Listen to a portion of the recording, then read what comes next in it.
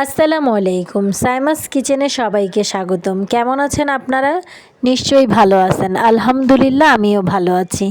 আগামীকাল কোরবানি ঈদ, তাই আপনাদের জন্য গরুর মাংসের একটা রেসিপি শেয়ার করলাম। প্রথমে এখানে আমি 1 কেজির মতো মাংস নিয়েছি।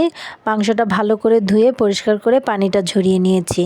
দিয়ে দিলাম 2 টেবিল চামচ আদা রসুন পেস্ট, দিয়েছি হাফ কাপ পেঁয়াজ বেরেস্তা, দিয়েছি হাফ কাপ পেঁয়াজ কুচি, দিয়ে দিলাম 1 চামচ জিরার গুঁড়া, দিয়ে দিলাম 1 চামচ ধনিয়া গুঁড়া, দিয়ে দিলাম 2 টেবিল চামচ মরিচের গুঁড়া, 1 টেবিল চামচ হলুদের গুঁড়ো, দিয়ে দিলাম স্বাদ মতো লবণ।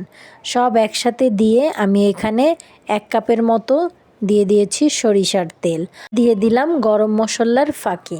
আমি যেভাবে গরম মশলাটা ফাঁকি করেছি আপনাদের জন্য রেসিপিটা শেয়ার করব। অবশ্যই আমি এভাবে আপনারা গরম মশলাটা ফাঁকি করে রেখে দিতে পারেন।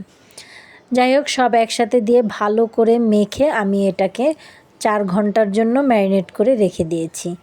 ম্যারিনেট করা হয়ে গেছে। আমি এখন 1 কাপের মতো সরিষার তেলের মধ্যে প্রায় 2টা রসুন আমি এখানে থেতো করে দিয়ে দিয়েছি।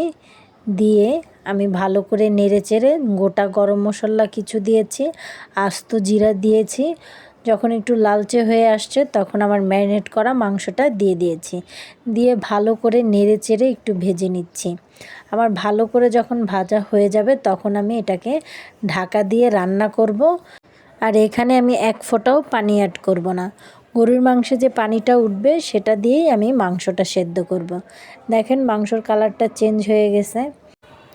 আমি এটাকে প্রায় 1 ঘন্টা ঢাকা দিয়ে এভাবে রান্না করেছি। আর 20 মিনিট পর পর একটু নেড়ে চেড়ে দিয়েছি।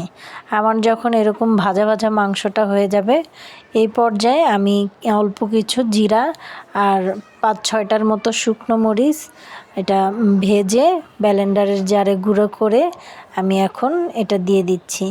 দিয়ে আমি আরও কিছুক্ষণ নেড়ে চেড়ে ঢাকা দিয়ে রান্না করব। রান্নাটা করতে আমার প্রায় 1 ঘন্টা 30 মিনিটের মতো লেগেছে। দেখেন আমার রান্নাটা শেষ হয়ে গেছে। এই পর্যায়ে মাংসটা কিন্তু ভালো করে কুক হয়ে গেছে। এখন যেহেতু গরম, আমি একটু পরে ঠান্ডা হলে আপনাদেরকে একটা ভেঙে দেখাবো। দেখেন ঠান্ডা হয়ে গেছে। আমি একটা মাংস ভেঙে দেখাচ্ছি। একদম সফট হয়ে গেছে। উপর থেকে একদম কালারটা চলে আসছে, ওই যে কালো মাংস ভুনা বলে না, ওইরকম হয়েছে। আর ভিতরটা একটু জুসি আছে। খেতে কিন্তু খুব ভালো হয়েছে, আলহামদুলিল্লাহ।